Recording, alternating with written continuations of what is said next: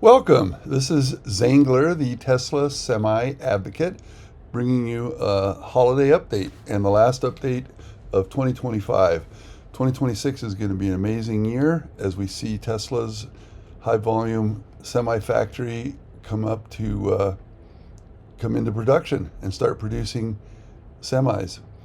Anyway, some of the interesting things is from this video are two things we just bypassed, but we hopefully will see again. One is the signage proving and confirming that that is a runaway truck ramp for when in the unlikely event that there's some sort of issue with a Tesla Semi as it comes off the production line and runs down the test track. And we will do a simulated run down that test track later. The other fun thing is they've branded One Semi Drive on the side of the building in several locations. And so this comes off of Milan Avenue. So Semi Drive is actually the area around is the road leading off of Milan into the factory and around it. And here's a nice look around at the entire factory before we zoom in and do our circumnavigation. I want to take a minute to wish everyone a healthy and happy holiday and spend time with your family and friends and be grateful. I'm grateful that the Tesla Semi is going to start rolling out of this factory at a rate of 50,000 per year, at a run rate of 50,000 per year next year. Now, technically, if on the last day of the year they reach that run rate, they've met their goal. And people ask me all the time when I think what my prediction is.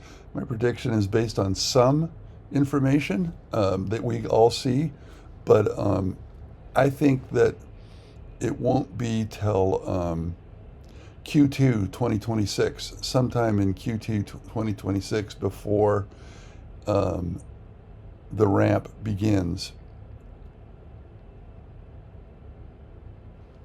So anyway, there's only a few things of special note as we circumnavigate, other than a lot of activity. This was filmed on a Tuesday late morning.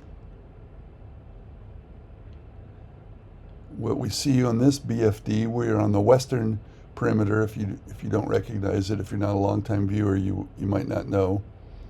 But there's a bunch of conduit for electrical supply, I would imagine. Could be wrong.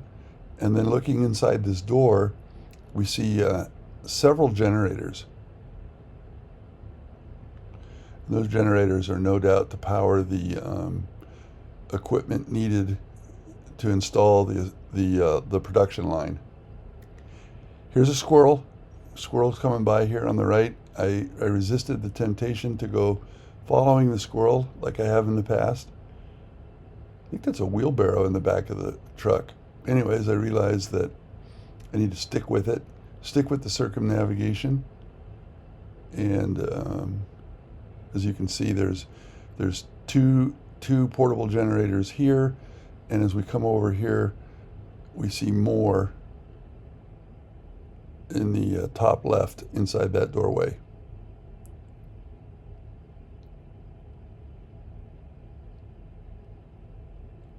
If you remember, if you've been around, you know that the walls are made of insulated metal panels, those narrow strips, and they were able to use a telehandler with an attachment to install each of those metal strips, metal wall panels. Inside that raised area are several stamping machines, and we believe more to come because of the fact that the self-propelled transport is still there, and the gantry crane from Griffin is still right in front of us. Those orange columns, not columns, but orange structures there, beams, are part of the gantry crane that's used to offload the stamping machine onto the self-propelled, remotely controlled transport crawler as we affectionately known as the crawler. So last time we noticed that they were working on the front end of the entrance, that glass, and it looks to be complete. And in one of the more recent processes that they've begun, we're putting these chillers on this framing, which resolved that mystery of what was going to go on there. And we kind of knew it was going to be something related to this, to cooling. But there's a gentleman, or there's a worker, I believe he's a male worker, working on those chillers.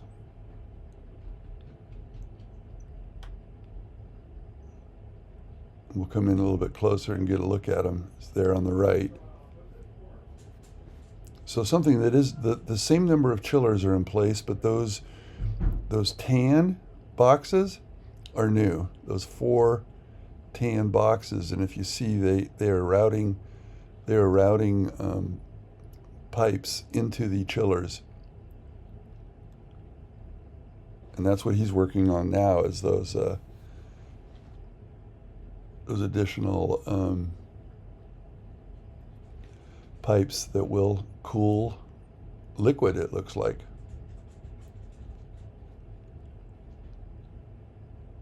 Good to see something interesting on the outside of the building, since the vast majority of progress is taking place on the inside, and we were able to track some of that by seeing delivered equipment production equipment being brought in. And we'll see that in a little bit as we get over to the southeast corner of the building. This is the southern perimeter of the building, and we're going to work our way over. Matriculate, borrowing the term from Hank Stram, matriculate our way over to the southeastern perimeter. And I did ask Grok if using matriculate is a proper usage, and it's technically not proper, but it is a playful homage to Hank Stram when he told the team that they need to matriculate the ball down the field and score.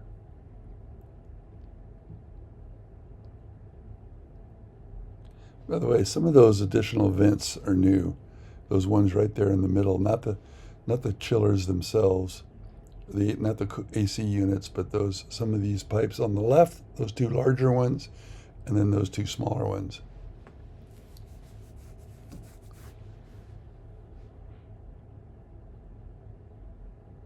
So that's what I was talking about. All this blue production equipment. There was a sea of that, a sea of blue, a veritable sea of equipment, including some orange wrapped equipment, and a good deal of progress has been made. I would say maybe 40%, 50% of that equipment has been brought in. We won't know because I'm not there, but it'll be interesting to see if they shut down for some period of time for the holidays. I would expect they would only shut down for a couple days at Christmas and a couple days at New Year. Anyway, here's another exciting item, is that they are working to complete the installation of the mega chargers, or the V4 superchargers. Love to hear from Tesla what they're calling them, but they have 4 installed on this side, and the last week we noticed there was no cables or connectors, and that's what this guy is doing. There's a light rain, and that gentleman underneath that blue awning is working on the first attachment of cables. And we also noticed something big that I've been wondering about, is finally there's a white, more Tesla branded cabinet in addition to those gray utility cabinets. And so I would expect them to install 1 more of those. I think one, I don't recall. Hopefully you guys can help me. I'm not sure if the new cabinets can support 4 mega chargers or 8, which would be crazy. Anyway, a lot of work being done here. There's that gentleman underneath the tarp. He's got, you can see cables, and another gentleman working on the cabinet. Another worker, I should say.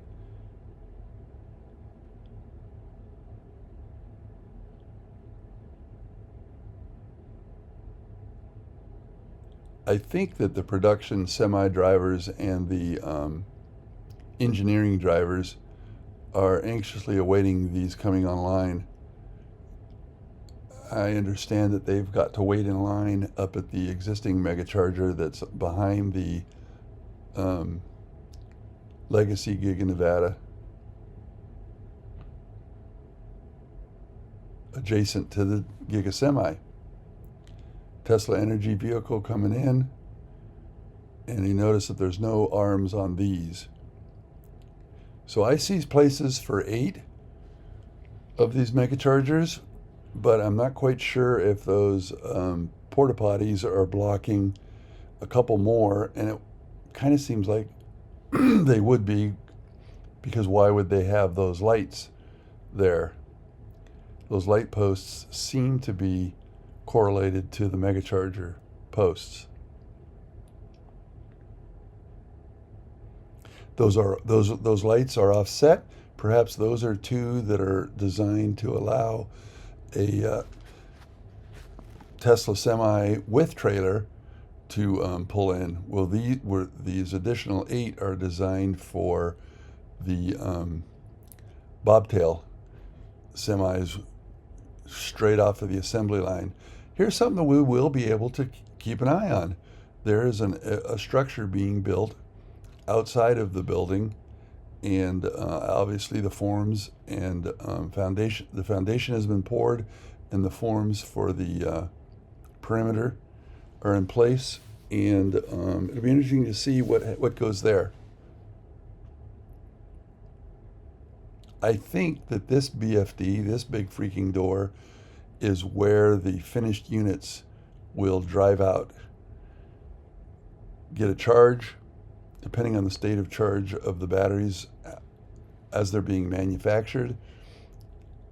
My understanding is they will not charge them to more than 50% prior to delivery to customers.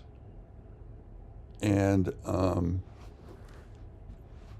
it is true, because there is not a semi-charger network throughout the country yet, that diesel semis will actually deliver the Tesla semis to customers that are outside, away from, further than the West Coast. The Tesla Semi bobtail without trailer does have a range of over 800 miles. So they have some flexibility in actually driving the semi. And I know that they drive the Pepsi semis over to Stockton and Modesto to deliver them. So that gives you an idea of what they can do in terms of self-delivery. And of course, the exciting thing is someday in the future where they will deliver themselves. Prior to that, it'll be nice to see them caravanning, meaning one Tesla semi driver in front with, say, 2 or 3 Tesla semis following. Certainly out in the open highway of this country, on the open interstate, that should be the first step.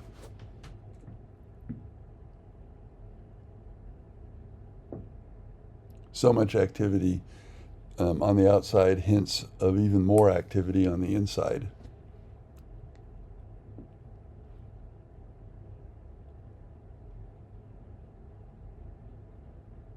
Dude better not run into the door.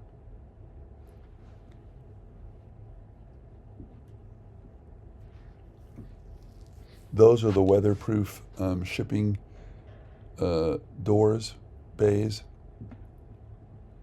And when I say weatherproof, I mean they're just designed to seal the truck to the building so that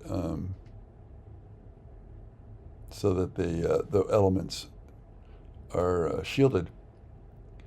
So here is a simulated run down the Tesla Semi test track.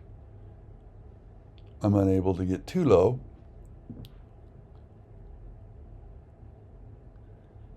There's the test track, and they will normally drive around the right side, pull a U-ey, and come back around and drive down. But if they do experience an issue with both regen and braking, highly unlikely, they do have this runaway truck ramp as indicated by the signs. And you notice how it's sunk into the ground there. I think that might be permanent to sort of kind of guide the Tesla Semi from going off camber. I would wondered that might be enough gravel in there, and they might put something along the edges to sort of center it. And that's it for today. Happy holidays. See you next time. See you next year.